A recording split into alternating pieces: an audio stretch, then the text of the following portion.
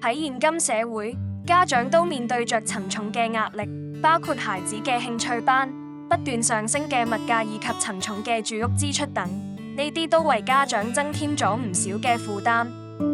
儘管家長作為成年人，相對具備更高嘅抗壓能力，但家長同樣唔可以忽視及時紓壓嘅重要性。除此之外，家長可能會對育兒感到苦惱，希望增加育兒知識，以提升教養子女嘅能力。以下會分為家長解壓同育兒諮詢交流兩方面來說明。娛樂解壓類，合味道紀念館，香港。即食麵同杯麵係大多數家庭必備嘅存放食糧。合味道紀念館提供3個工作坊，分別係我的合味道工作坊、出前一丁工作坊以及穀物麥片工作坊。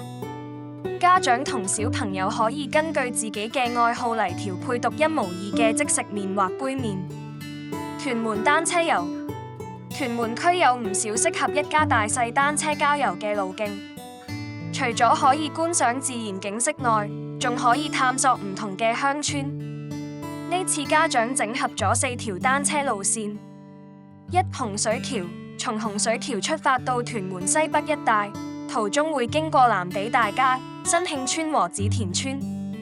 二、屯門河，從屯門河出發，可以深入新界西北嘅城鄉與山河，途中會經過後角天后廟、蝴蝶廣場，最後嚟到蝴蝶灣睇日落。三、湖山公園，只想輕鬆踩單車嘅家庭可以選擇呢條路線，園內可租借單車，亦設有兒童單車徑，十分安全。四、屏山文物徑，由屯門踩單車至天水圍，可以一路遊覽兩地名勝，順道遊覽古蹟，例如屯門嘅青山熟、妙法寺、天水圍嘅醉星樓等。休閒觀賞類，元朗壁畫村。壁畫村內有約40幾幅由義工繪畫嘅特色壁畫，其中就有2022年東京奧運金牌得主張家朗嘅肖像畫。家長與子女可以喺村內漫步近距離欣賞呢啲壁畫。荃灣海濱長廊，荃灣海濱長廊全長700米，以荃灣昔日紡織業歷史為設計理念。佢嘅設施有環保木扶手欄杆、特色座椅。海邊仲種植咗芒草，非常適合一家大細嚟呢度散步。喺呢度可以感受到清爽嘅海風，靜靜咁欣賞周邊嘅景色，可以助家長暫時忘掉煩惱同壓力。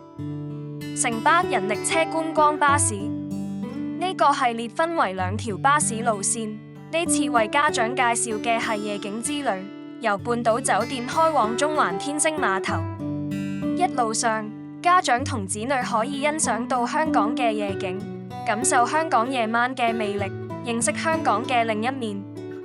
迪欣湖，迪欣湖係由迪士尼管理同設計嘅人工湖畔公園。喺呢度，家長可以租腳踏船泛舟喺人工湖上，又可以踩單車或跑步。呢度除咗提供空間俾小朋友跑跑跳跳，仲有一大片草地，玩攰咗可以坐低野餐，悠閒愜意度過一日。家長喺日常生活中面對着沉重嘅壓力，希望通過以上嘅推薦，能幫助家長釋放壓力，同時能享受親子玩樂時間，一舉兩得。除咗通過各種活動嚟釋放壓力外，家長都可與其他家長進行交流，分享彼此嘅育兒小技巧。同時，家長可取長補短，學習他人嘅育兒優點，改進自己育兒嘅不足之處。通過與其他家長分享教育子女嘅壓力，讓彼此能互相探討如何分擔家務同教育責任，從而有助減輕個人壓力。家長之間嘅相互理解同支持，可以減輕壓力，感到被理解，同時都能得到其他家長嘅寶貴建議。一、尋找社區群體，尋找居住地嘅家長群體或社區組織，例如社區中心、非牟利機構、學校家教組織等。呢啲群體通常提供機會，俾家長們能聚喺一齊交流，分享經驗同互相支持。二、在線社交媒體和論壇，參加與育兒相關嘅在線社交媒體群組或論壇，例如 Facebook 群組、親子網站嘅討論區等。呢啲平台可以方便家長們交流、提問同分享資訊。3. 主題討論和工作坊。唔同嘅機構會組織主題討論或工作坊，探討家長關心嘅議題。